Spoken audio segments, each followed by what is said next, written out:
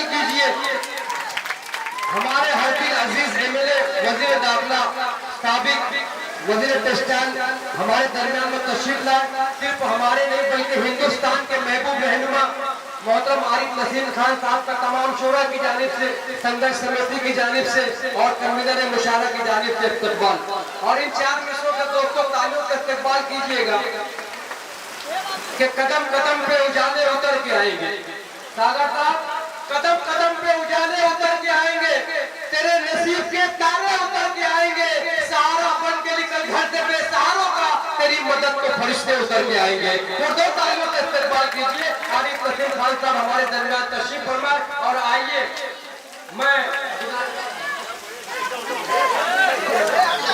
मैं सलमान साहब से गुजारिश करूंगा कि वो यहाँ तशरीफ लाए और जरूरी कार्रवाई स्टेज पर फैजानुल्लाह खान साहब।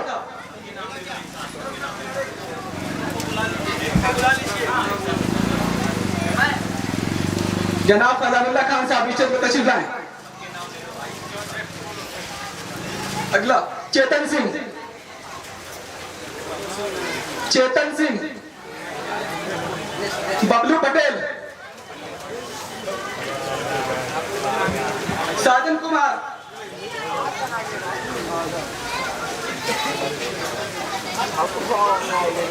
ये संघर्ष कमेटी की जानिब से अवार्ड दिए जा रहे हैं। हमारा फर्ज बन जाता है कि हम अवार्ड का एहतराम करें।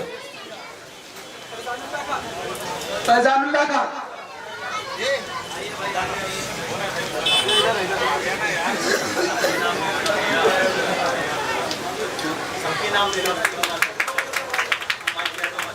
चेतन सिंह,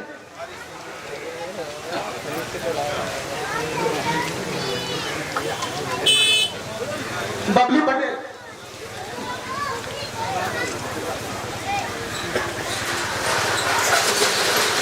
राजू जैन, चंदन शुक्ला, रंजन शुक्ला, राजेश जायसवाल, दिलशाद कुरैशी,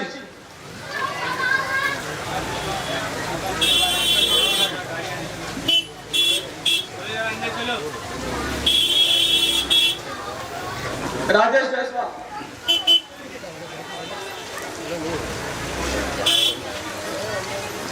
रंजन शुक्ला, राजू जैन, दिलशाद कुरैशी,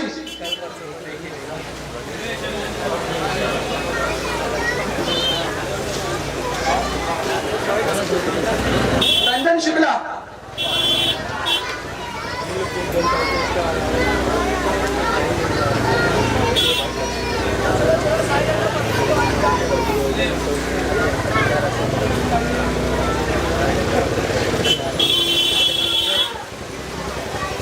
दिलशाद कुरैशी, दिलशाद कुरैशी, राजू जैन। अब मैं जनाब जमील साहब से गुजारिश करूंगा कि वो मोहम्मद आरिफ नसीम खान साहब को दावत मार्ग पर आने।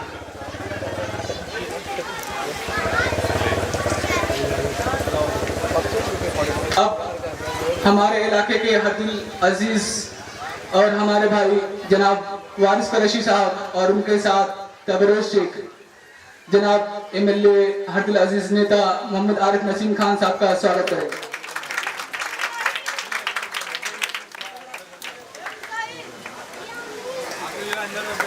सरफरोशी की तमन्ना अब हमारे दिल में है, देखना है जोर कितना बाजुए कातिल में है। ठाकुर जी स्वागत करेंगे।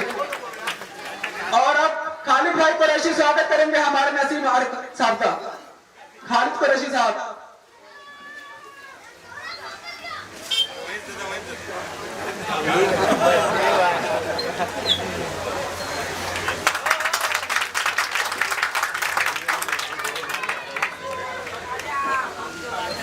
दोस्तों अब जिगर थाम कर बैठे। मैं जिस शख्सियत के हुजूर चल रहा हूँ वो सिर्फ एक इल्मी यूनिवर्सिटी नहीं बल्कि अदब का मुबल्लिग है। और समाज के लिए जीता है, मुल्क की मोहब्बत में आराम करता है। जामा मस्जिद से निकली हुई आवाज को तस्लीम किया और आज पूरे हिंदुस्तान में आरिफ नसीम खान साहब जो पैगाम दे रहे हैं और वो पैगाम मैं आप तक पहुंचाना चाहता हूं 4 मिसरों के जरिए, और उसी के बाद मैं मौसूफ को आपके दरमियान पेश कर दूंगा माइक पर। अपने खूबसूरत बयान, अपनी खूबसूरत आवाज, अपनी खूबसूरत इल्मी सलाहियत, उसी के साथ साथ हुकूमत की रोशनी में भी यकीनन वो गुफ्तगू करने का हुनर जानते हैं। जब उन्होंने हिंदुस्तान के बिखरे हुए हालात को देखा तो भाई ने बड़ी अच्छी तहरीक शुरू की और ये पैगाम हिंदुस्तान भर की आवाम तक पहुंचा। और वो पैगाम ये था कि हवा में जहर घोलोगे तो हम तासीर बदलेंगे, हवा में जहर घोलोगे तो हम तासीर बदलेंगे, सुलगते चीखते हालात की तस्वीर बदलेंगे, बिहारी और उत्तर भारतीय कहकर भगाओ मत, यही मजदूर हिंदुस्तान की तकदीर बदलेंगे। बिहारी और उत्तर भारतीय कहकर भगाओ मत, यही मजदूर हिंदुस्तान की तकदीर बदलेंगे। आइए इन 4 मिसरों से हिंदुस्तान की बहुत ही अजीम तरीन शख्सियत, हमारी आबरू और उसूल मुंबई शहर की आबरू एमएलए आरिफ नसीम खान साहब का साबिक दाखिला हुकूमत महाराष्ट्र के दस्ते मासूम में वो लहो कलम देता है, दस्ते मासूम में वो लहो कलम देता है, नौनिहालों को कंदीले हरम देता है, बांटता फिरता है रोशनी सूरज की तरह, डूबता है तो सितारों को जन्म देता है। पुरजोर तालियों से इस्तेमाल कीजिए आपका हमारा महबूब आरिफ नसीम खान साहब हमारे दरमियान माइक पर अपने जदीद ख्यालात का इजहार फरमाएं। और दोस्तों अब बारिश थम गई है, मैं चाहूंगा कि ये मजमा अगर कुर्सी पर आ जाएगा तो मैं समझूंगा आपने सिर्फ उर्दू जबान का नहीं बल्कि कौमी यकजहती का हक अदा किया है। पीछे हो जाइएगा, कुर्सी पर बैठ जाइए। इस्तेकबाल हमारे महबूब एमएलए का, हमारे उर्दू के मुबल्लिग का, हमारी आबरू आरिफ नसीम खान साहब माइक पर पुरजोर तालियों से इस्तेकबाल कीजिए। दोस्तों पुरजोर तालियों से इस्तेकबाल कीजिए हमारा महबूब रहनुमा हमारे दरमियान।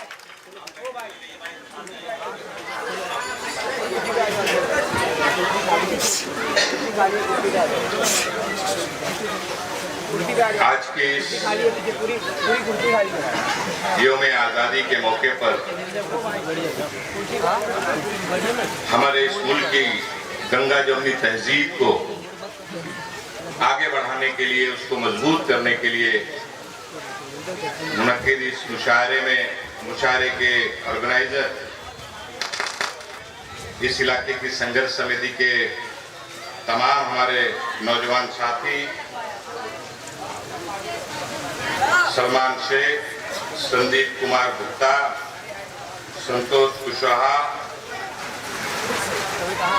हाजी शाबान भाई, फैजरुल्लाह खान, राजू जैन, यूसुफ शेख, अखिलेश मिश्रा जी, चेतन सिंह, नवनीत सिंह जैन, लतीफ चौधरी, मोहम्मद अहमद, सुनील कुमार गुप्ता, साजन विश्वकर्मा, रिजवान खान, ताज मोहम्मद दिलशाद कुरैशी, इंतजाम शेख, रंजन शुक्ला, राजू गुप्ता, राहुल गुप्ता, राहुल सरोज, हबीब शेख और स्टेज पे बैठे हुए इस इलाके के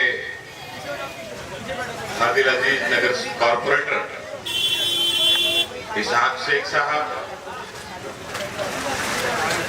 और जो अलग अलग इलाकों से अपने आशार के जरिए आपके जज्बात की तर्जुमानी करने वाले मशहूर और मारूफ शोरा इकराम यहाँ पे तशरीफ लाए हुए हमारे बहुत ही पुराने साथी, जो इस मुल्क में सिर्फ हिंदुस्तान में ही बल्कि दूसरे मुल्कों में भी जाकर हिंदुस्तान की गंगा जमुनी तहजीब को उजागर करने का काम करते हैं, सागर त्रिपाठी साहब। उन्हीं के साथ साथ आपके इस मोहल्ले का नौजवान शायर जिसने आपके इस इलाके का नाम पूरे हिंदुस्तान में रोशन किया, ऐसे आलम निजामी साहब। दूसरे हमारे शोरा हजरात यहाँ पर तशरीफ फरमा बादल बलियावी साहब, मुजावर मालेगावी साहब। मुजावर मालेगावी साहब को तो देख के ही लोग खुश हो जाते हैं, आसार बाद में सुनते हैं, कलाम बाद में सुनते हैं। असद बस्तवी, ये भी अपने इलाके का नौजवान शायर है, बहुत ही उभरता शायर। और आलम दूसरे हमारे आजम आदमी साहब, घायल कानपुरी साहब, अविनेश कुमार दीक्षित साहब, अंजुम लखनवी साहब, बरकत इलाहाबादी साहब, सरवर बाराबंकवी साहब, आकिब बलियावी साहब, मंजर बलियावी साहब और सभी सामने बैठे हुए हमारे खालिक साहब, ताहिर मालेगामी साहब और वारिस कुरैशी और सभी हमारे जितने भी यहाँ पर साथी हैं, इस इलाके के रहने वाले हमारे तमाम बुजुर्ग नौजवान साथी, सबसे पहले यौम आजादी के मौके पर, स्वतंत्रता दिन के मौके पर आप सबको अपनी तरफ से, कांग्रेस पार्टी की तरफ से ढेर सारी मुबारकबाद पेश करता हूं। आज का दिन हम लोगों के लिए, हर एक हिंदुस्तानी के लिए, हर एक भारतवासी के लिए बहुत ही फख्र का दिन है। और आज के दिन को, इस दिन को हम एक त्योहार के तौर पर मनाते हैं, क्योंकि आज के दिन 69 साल पहले हमारे मुल्क को आजादी मिली, हमारा देश आजाद हुआ। और आजादी की तारीख के पन्नों को अगर आप उल्टेंगे, तब आज की नई पीढ़ी को यह एहसास होगा कि आजादी कोई बनिए की दुकान में नहीं मिली, कोई किराने या राशन की दुकान में नहीं मिली है, या नागपुर के संघ के हेडक्वार्टर में नहीं मिली है, नरेंद्र मोदी के गुजरात में नहीं मिली है, बल्कि आजादी महात्मा गांधी की क़यादत में पंडित जवाहरलाल नेहरू, मौलाना अबुल कलाम आजाद, डॉक्टर बाबा साहब अम्बेडकर और लाखों उलमा इकराम और हिंदू और मुसलमानों ने अपनी सारी चीजों को कुर्बान करके इस मुल्क को आजादी दी। आज लोग कहते हैं कि इस मुल्क में कुछ नहीं हुआ, भाइयों और बहनों कुछ नहीं हुआ। अरे जो कुछ हुआ हम ही ने किया, तुमने क्या किया? तुम तो इस देश में 3 बार आए राज करने के लिए, सन 77 में आए, देश को बर्बाद किया, सन 99 में आए, कारगिल करवा दिया, आतंकवादियों को छोड़ दिया। तुमने तो इस देश के माथे पर कलंक लगा दिया, और अब आए हो, पूरा हिंदुस्तान तरह तरह कर रहा है, महंगाई बढ़ गई है, फिरका परस्ती नंगा नाच कर रही है पूरे मुल्क में, जिसको जो चाहता है, मुंह में जबान नहीं रही किसी के, जो चाहता है किसी को भी कहीं भी कुछ कहने को तैयार हो जाता है और कहने लगता है, चाहे सांसद हो, संसद के बाहर हो, कहीं भी। क्या हो रहा है इस मुल्क में? इस मुल्क में जमहूरियत जरूर है, इस मुल्क में डेमोक्रेसी जरूर है, लेकिन इसका मतलब ये नहीं कि आप जो चाहो जिसको ऐसा काम मत करो जो किसी की दिल आजारी हो, क्योंकि ये मुल्क बड़ी ही मुश्किल से गुलाब का गुलदस्ता बना हुआ, एक फूल का गुलदस्ता गुलदान बना, उसको बिखेरने का काम मत करो। सियासत अपनी जगह पे है, राजनीति अपनी जगह पे है। मैं तो हमेशा ये कहता हूं कि राजनीति होनी चाहिए, सियासत होनी चाहिए, लेकिन जब राजनीति और सियासत करने का सीजन आए, जब इलेक्शन आए, तब जी भर के राजनीति जितना करना हो करिए, और जब इलेक्शन खत्म हो जाए तो आप इस मुल्क की एकजुटता को मजबूत कैसे कर सकते हैं, इस मुल्क की भाईचारगी को कैसे मजबूत कर सकते हैं, इस मुल्क की गंगा जमनी तहजीब को कितना मजबूत कर सकते हैं, उसके लिए काम करो। और ये जिस दिन आप कर ले जाओगे, हिंदुस्तान दुनिया के नक्शे पर एकदम आगे बढ़ जाएगा, उसको आगे बढ़ने से कोई नहीं रोक सकता। लेकिन हिंदुस्तान को बढ़ाने की फिक्र किसको? ये तो बस हिंदू और मुसलमानों को लड़ाते रहो, डिवाइड एंड रूल जो सन 47 के पहले अंग्रेजों ने इस मुल्क में किया था। आज मैं देश के प्रधानमंत्री का भाषण सुन रहा था, मोबाइल पर एक उनका टेक्स्ट आ रहा था कि आज उन्होंने ये कहा, ये कहा, ये कहा, ये कहा। उन्होंने कहा कि हमने इतना कदम उठा दिया है कि अब काला धन कोई जमा नहीं करेगा। अरे प्रधानमंत्री जी, काला धन कब लाओगे ये तो बता दो। काला धन लाके 15 लाख रुपया लोगों के अकाउंट में बैंक में कब आएगा ये भी बता दो। रुपया 65.5 तक पहुंच गया, ये कब होगा? हिंदुस्तान की इकोनॉमी पूरी फेल हो रही है। जब 64 रुपया मनमोहन सिंह जी के जमाने में था, तब आज के प्रधानमंत्री, उस वक्त के गुजरात के मुख्यमंत्री कहते थे कि मनमोहन सिंह कैसे इकोनॉमिस्ट हैं, इनकी आर्थिक नीति कैसी है कि रुपया 64 रुपया पहुंच गया डॉलर के मुकाबले। तब तो बहुत पूरे देश में शोर शराबा मचाए थे। यहाँ 64 नहीं, अब तो 65.5 पहुंच गया है कल। अब आने देखिए आगे आगे होता है क्या। ये मुल्क अलग अलग दिशा में जा रहा है, अलग रुख में अख्तियार कर रहा है। इस मुल्क की कौमी एकजुटता को बचाए रखने की जिम्मेदारी आज के नौजवान पीढ़ियों के कंधे पर है। सन 47 के पहले हमारे बुजुर्गों ने अपने जान माल की कुर्बानी देके इस मुल्क को अंग्रेजों के चंगुल से छुड़ाया और हमें आजाद भारत दिया, आजाद वतन दिया हमें। दुनिया के नक्शे पर सेकुलर हिंदुस्तान, आजाद भारत नाम का देश अगर कहीं है तो सिर्फ हिंदुस्तान है और दुनिया में कहीं नहीं।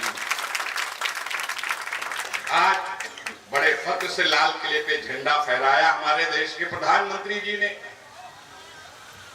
और अपनी पार्टी की तारीफ बहुत करते हैं। मैं पूछना चाहता हूं कि आज आपने जो झंडा फहराया 15 अगस्त को, ये दिन लाने का काम क्या भारतीय जनता पार्टी या आरएसएस ने किया था?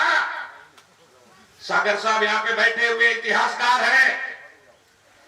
मैं डंके की चौक पे कहना चाहता हूं, सन 47 के पहले जब कांग्रेस पार्टी, महात्मा गांधी, मौलाना अबुल कलाम आजाद, पंडित जवाहरलाल नेहरू, बाबा साहब अम्बेडकर की क़यादत में आजादी की लड़ाई लड़ रही थी, तब संघ उस वक्त भारतीय जनता पार्टी नहीं थी, जनसंघ थी।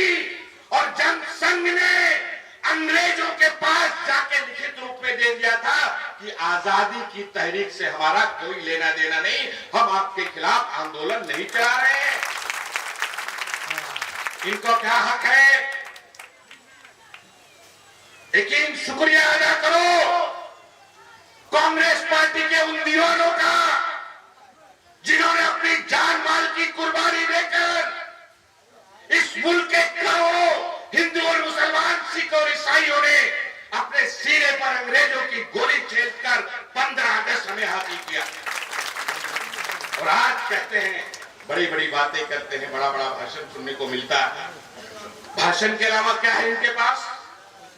आज महंगाई कहां पहुंच गई है, मुल्क की सीमा पे क्या हो रहा है, कितने जवान रोज मारे जा रहे हैं।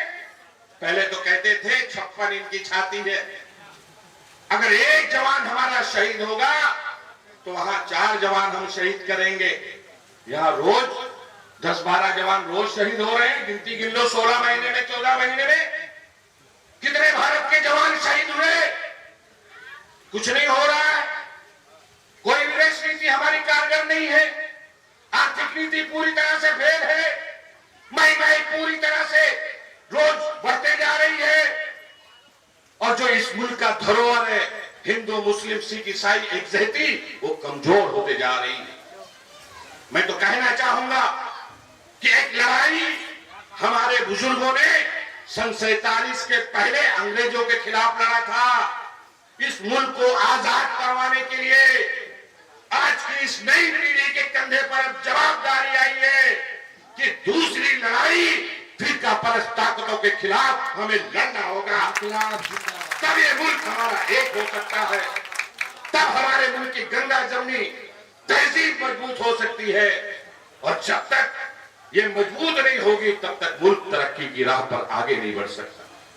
ये मैं आपसे आज गुजारिश करना चाहता हूं। आइए हम और आप आज ये अहद करें, अज़्म करें कि कुछ भी हो जाए, अपने मोहल्ले में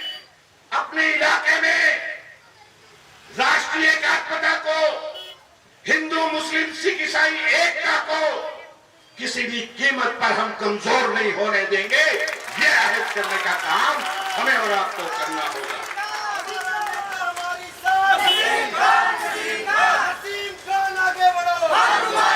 और जिस दिन इसमें आप कामयाब हो जाएंगे,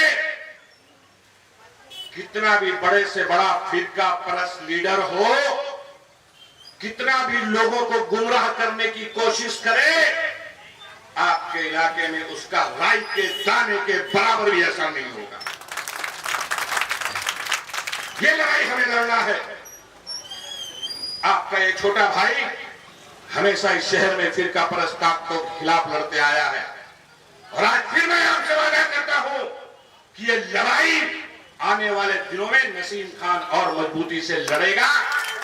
ये मैं आपको यकीन दिलाना चाहता हूं। डेवलपमेंट का काम, तामीर और तरक्की का काम, आपकी क़यादत करने का काम, इलाके के डेवलपमेंट का काम, ये तो होते आया है, इंशाअल्लाह ताला होते रहेगा। इसको कोई रोक नहीं सकता। बहुत पुराना शेर है, मैं कहता हूं हमेशा इस शेर को कि मुंतशिर होगे तो मिट जाएगा वजूद, मुंतशिर होगे तो मिट जाएगा वजूद, मुत्तहिद होगे तो ठोकर में जमाना होगा। मुत्तहिद रहिए, एक रहिए। एकता में अनेकता है और अनेकता में एकता है। इसको करने की हमें जरूरत है। मुझे बहुत अच्छा लगा हमारे संघर्ष समिति के लोगों ने, सलमान ने और सारे लोगों ने मिलकर जिस तरह से सभी कौम और मजहब और प्रांत और भाषा बोलने वाले नौजवानों को साथ में लेकर ये कमेटी बनाकर एक कौमी एग्जीक्यूटिव को मजबूत करने का काम इस मोहल्ले में इन नौजवानों ने शुरू किया है। इन नौजवानों को तुम लोग इसी तरह से काम करो, नसीम खान की पूरी ताकत तुम्हारे साथ रहेगी इंशाअल्लाह। कोई डरने की जरूरत नहीं है, कोई घबराने की जरूरत नहीं है। मैं तो हमेशा कहता हूं, मिसले चिराग हम हैं, हमको किसी से क्या। मिसले चिराग हम हैं, बहुत गुरूर से कहते हैं हम तो, मिसले चिराग हम हैं, हमको किसी से क्या। जब जब जलाओगे रोशनी ही देंगे हम, जब जब जलाओगे रोशनी ही देंगे हम। मैं फिर आप सबको और जितने भी यहाँ पे हमारे शोरा इकराम आए हैं अलग अलग इलाकों से, उनका मैं अपने इलाके में आप सबकी जानिब से, अपनी जानिब से खैर मकदम करता हूं। क्योंकि ये लोग, ये नस्ल वो है, ये बिरादरी वो है जो इस मुल्क को, मुल्क के अंदर आपके जज्बात की अपने कलाम, अपने शेर के जरिए तर्जुमानी करने का काम करती है, आवाज बुलंद करने का काम करती है। हम तकरीरों के जरिए, भाषणों के जरिए, सियासी सतह पर रहनुमाई के जरिए आपकी क़यादत करते हैं। ये अपने शेर और अपनी शायरी के जरिए आपकी क़यादत करने का काम पूरे मुल्क में करते हैं। इनका जितना ज्यादा से ज्यादा इनका खैर मकदम हो करना चाहिए और इनका इस्तेमाल करना चाहिए। मैं आप सबको फिर से आज के इस 15 अगस्त के मौके पर, जश्न आजादी के मौके पर, 69वीं सालगिरह के मौके पर आप सबको दिल की गहराइयों से मुबारकबाद देता हूँ। शुक्रिया, खुदा हाफिज, जय हिंद।